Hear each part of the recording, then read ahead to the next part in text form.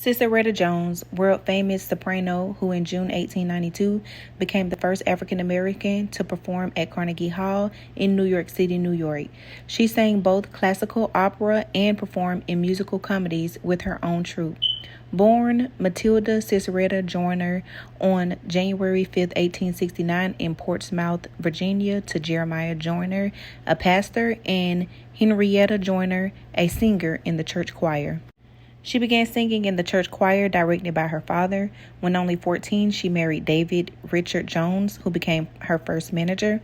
Later, she studied voice at the Providence Academy of Music, the New England Conservatory, and the Boston Conservatory. She was nicknamed the Black Patti after being compared to the Italian prima donna Adelina Patti.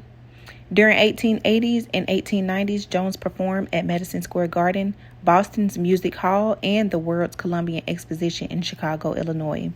She performed at the White House in February 1892 for President Benjamin Harrison and returned to appear before Presidents Grover Cleveland, William McKinley, and Theodore Roosevelt. Jones' international tours took her to the Caribbean, South America, Australia, India, and Southern Africa, as well as London, Paris, Berlin, Milan, and St. Petersburg. By 1895, Jones had become the most well-known and highly paid African-American performer. She formed Black Patti's Troubadours in the 1890s, taking advantage of the popularity of black musical comedies, originally called coon shows. Touring throughout the U.S., the careers of numerous black performers were launched by their initial appearances with the Black Patti troupe. Sissieretta Jones struggled as an artist, fighting daily for artistic survival in a world that viewed her as, at best, an imitation of a white ideal. Shortly after the Black Patti Troubadours dissolved due to Jones's throat illness and the company's financial difficulties, Jones retired to care for her ill mother. She settled in Providence in 1915.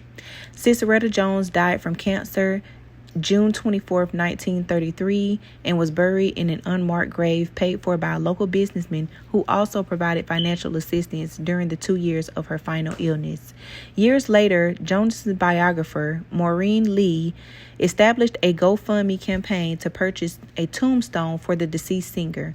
The stone's placement in June 2018 was part of a series of events intended to commemorate Jones's life. Sissieretta Jones.